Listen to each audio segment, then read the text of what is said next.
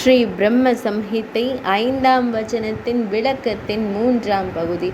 10ஆம் காண்டத்தில் குறிப்பிட்டுள்ளபடி இவ்வாறு நந்தனும் மற்ற இடையர்களும் பகவான் ஸ்ரீ கிருஷ்ணர் மற்றும் பலராம சுவாமியின் கதையினை மகிழ்ச்சியுடன் கூறினார்கள்.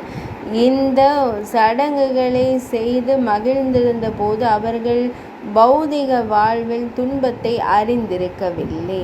நந்த மகாராஜரும் மற்றும் பிரஜவாசிகளும் பரம ஆனந்தத்தில் திளைத்து பலராம சுவாமி மற்றும் பகவான் ஸ்ரீ கிருஷ்ணரின் கதையை குறித்த விவாதத்தை எப்போதும் அனுபவித்து மகிழ்ந்தனர். அவர்கள் பலராம சுவாமி மற்றும் பகவான் ஸ்ரீ கிருஷ்ணரின் கதையில் வரும் மரண வேதனையை ஒருபோதும் அனுபவித்ததில்லை. அறியாமை, காமம், கர்மம் போன்றவை அந்த பிரஜவாசிகளை ஒருபோதும் தீண்ட முடியவில்லை.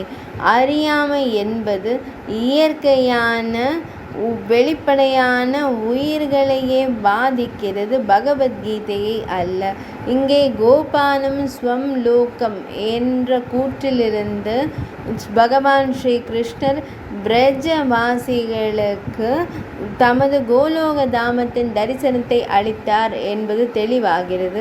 அது மாயைக்கு முற்றிலும் அப்பாற்பட்டதும் இயற்கையின் சக்தியின் வெளிப்பாடாகவும் தடையற்றதாகவும் சுய ஒளிமயமானதாகவும் இருந்த போதிலும் பகவான் ஸ்ரீ கிருஷ்ணர் கருணையுடன் நமக்கு அந்த காட்சியை காட்டியிருந்தார். ஸ்ரீ பிருந்தாவன தாமத்தில் இவ்வாறு கோலோக தரிசனம் கிடைப்பது மிகவும் அரிதானதாகும், ஆச்சரியமானதாகும். ஆனால் இது எப்படி சாத்தியமானது? இதற்கு பதிலாக பகவான் ஸ்ரீ கிருஷ்ணர் அந்த நந்தாதி பிரஜவாசிகளை அக்ரூர தீர்த்த பிரம்மத்திற்கு அழைத்து சென்று பிரம்மத்தில் நீராடுமாறு அறிவுறுத்தினார் என்று கூறப்படுகிறது. அவர் நீரில் நீராடினார். மேலும் பகவான் ஸ்ரீ கிருஷ்ணரின் கட்டளைப்படி பல முறை மீண்டும் மீண்டும் நீராடினார். ஒவ்வொரு முறையும் பகவான் ஸ்ரீ கிருஷ்ணர் அவருக்கு ஒரு உலகத்தின் தரிசனத்தை அளித்தார். இறுதியில் அவருக்கு பிரம்மதாமகத்தின், அதாவது அவருடைய உன்னதமான பரம இருப்பிடமான கோலோகத்தின் தரிசனம் அளிக்கப்பட்டது. ஸ்ரீமத் பாகவதம் 2ஆம் ஸ்கந்தத்திலும் இதையே கூறப்பட்டுள்ளது. முத்தபிஹித் சத்யலோகஸ்து பிரம்மலோக சனதனஹி.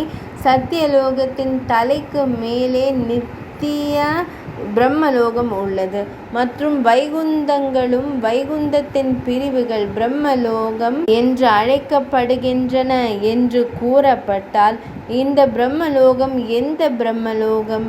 அதனால்தான் அக்ரூரர் பிரம்மத்தில் பிரம்மலோகத்தை கண்டார் என்றும் பரம இருப்பிடமான கோலோகம்தான் அந்த பிரம்மலோகம் என்றும் கூறப்படுகிறது.